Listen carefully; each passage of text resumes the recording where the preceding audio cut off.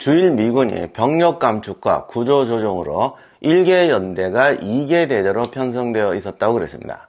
이게 심각한 문제를 일으키는데, 자, 1대대가 이렇게 쓰고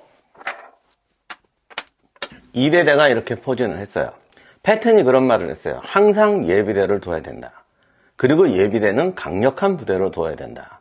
패턴이 이런 말 안 했어도 이전부터 기본입니다.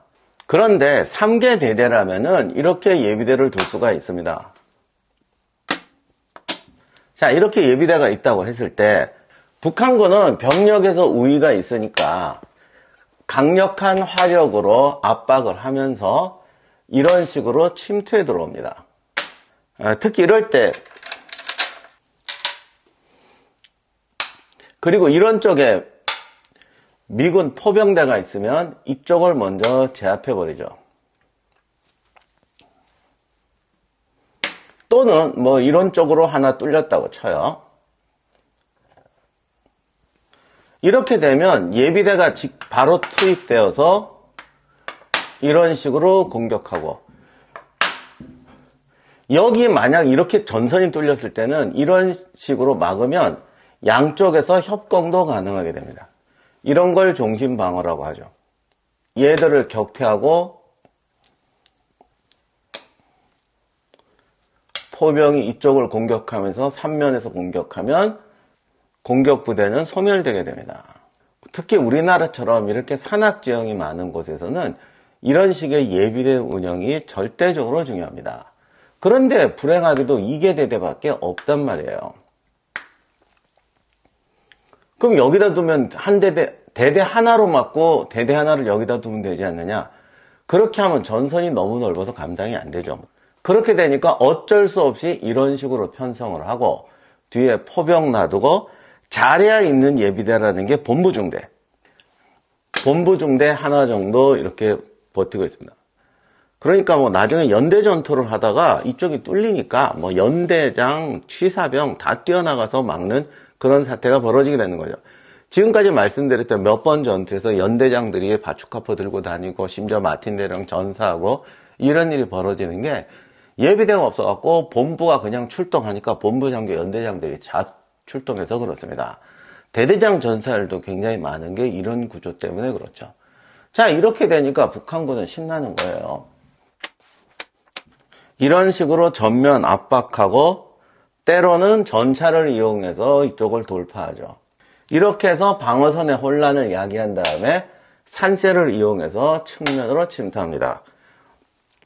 우리나라, 이거는 사실 중공군 전술도 마찬가지인데 우리나라 지형이 이런 전술을 쓰기에는 정말 특화되어 있습니다. 제가 뭐 러프하게 그랬지만 실제로 산이 이렇게 생겼나 이렇게 뭐 물퉁물퉁 하잖아요. 그러니까 작은 오솔길 같은 거로 파고 들어서 이쪽으로 들어오게 됩니다. 뭐 이런 식으로 들어와서 일단 포병대 제압해 버리죠. 자, 그런데 제일 큰 문제는 당시 미군은 훈련이 안 돼가지고 도로로만 다니고 산을 올라가지를 못했어요. 이때가 또 한여름이었거든요. 심지어는 부대원 절반이 이런 산길을 타다가 그냥 탈진해서 일사병으로 쓰러졌다 이런 이야기도 많습니다. 이렇게 되니까 병사들은 후방고지를 북한군이 점령해버리면 얘들을 공격을 못합니다. 도로로만 움직이니까. 그래서 한국전 보면 이 도로로 따라다닌다는 얘기 너무 많잖아요. 그리고 미군이 전선형 전투를 한다는 게 항상 이렇게 전선을 유지한 다음에 후방에서 보급 차량들이 계속 올라와 줍니다. 이런 식으로 싸우는 건데 우리는 산곡이니까 얘들이 이렇게 장악한단 말이죠. 그리고는 바로 산을 타고 진격해서 주요 교차로 지점 같은데 북한군이 점거해 버립니다. 그리고 올라오는 보급 트럭을 공격하면 보급 트럭이 끊어져 버리죠. 자, 전선형 전투. 항상 후방 보급로가 열려있고 전선을 유지하는 부대. 더욱이 예비대가 있어야 되는데 예비대마저 사라진 부대가 후방이 차단됐다, 트럭이 안 온다, 여기 바리케이트가 세워졌다 그러면 그냥 무너져서 도주하는 겁니다. 근데 문제는 이렇게 도로를 따라 도주한단 말이에요. 산악전투에서는 이러지 않은 경우도 있었는데 특히 대전에서 철수할 때는 도로를 따라가는데 도로 십자로를 전부 북한군이 이미 장악하고 있었습니다. 여기 오다가 여기서 차단선에 걸려버린단 말이지. 그럼 어떻게 해요? 사실은 산으로 올라가서 얘들부터 제거해야 돼요. 후방 부대가 오기 전에 항상 우리나라는 고지를 먼저 점거해서 양쪽 고지를 확보한 다음에 도로를 따라 트럭이든 뭐 전차를 앞세워도 소용이 없어요. 다 이제 격파가 돼버리니까 이렇게 진행하는 겁니다. 그래서 후속 부대하고 만나고 또 이제 병사들이 산으로 올라가서 도로 양편을 엄호한 다음에 빠져나가야 됩니다. 이게 나중에 장진호 전투에서 똑같은 상황이 벌어지는데 당시 미군 병사들은 이 산에 올라가서 여기를 공격하라고 그러면 전혀 하지를 못합니다. 그러니 뭐 우리나라 여러분 지형 아시겠지만 이 언덕 같은 데서 이렇게 내려다보고 이 뒤쪽에 박격포 같은 걸 설치해 놓으면 뭐 이것처럼 신나는 게 어딨어요. 뭐. 이런데 박격포 놓고 쏘면 이거 그냥 트럭 다 날아갑니다. 그럼 어떻게 돼요? 미군 병사들은 뭐든지 다 집어던지고 산으로 튀는 겁니다. 자, 이렇게 튀는데 하필 이런 지역에서 이렇게 벌판으로 내려오게 되면 그냥 이거는 그냥 날아가는 거고요. 다행히 운이 좋아서 이렇게 산으로 들어가면 우리나라가 또 산이다 보니까 이런 식으로 도망가면 여기에 뜬 애들이 또 안 보여요.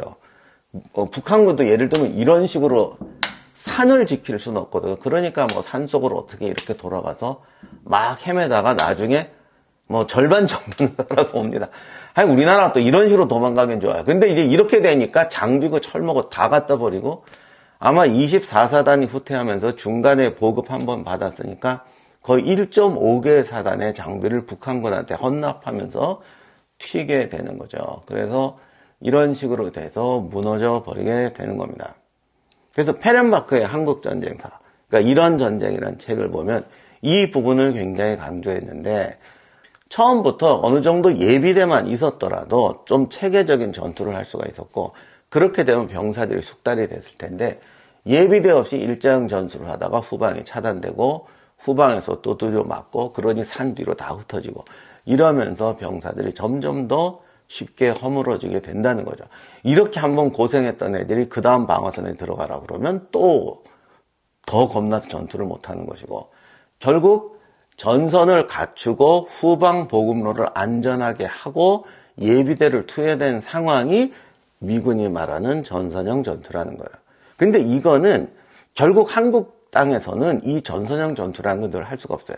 반면에 북한군들은 도로를 따르지 않아라 산을 따라서 이런 식으로 점으로 붙어서 전투를 해도 얼마든지 한다는 거죠.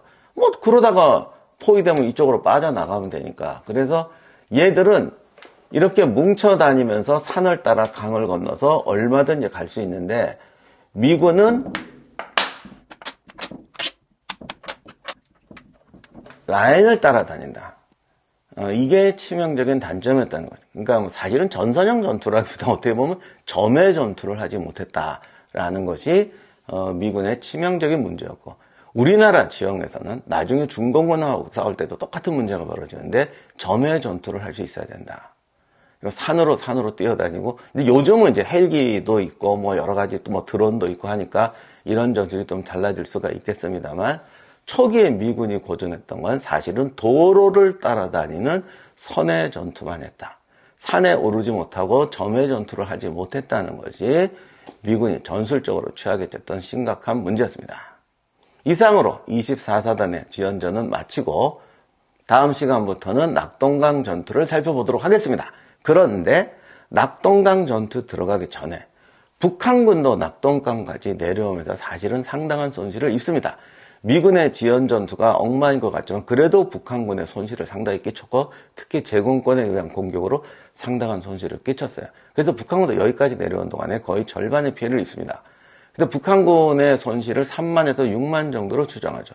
그런데 중요한 것은 이 3만에서 6만의 손실을 입힌 대부분이 사실은 미군이 아니라 한국군에 의해서 입은 손실이었다는 겁니다. 그래서 제가 24사단 전투를 말씀드린 것은 이 경부선 메인 축선을 따라 이루어진 전투였고 이곳을 미군이 지키면서 소모전을 폈지만 미군의 우익 동부전선 쪽에서는 한국군이 전투를 벌여서 내려왔는데 사실은 한국군에 의해서 인민군 손실이 상당수가 벌어지게 됩니다.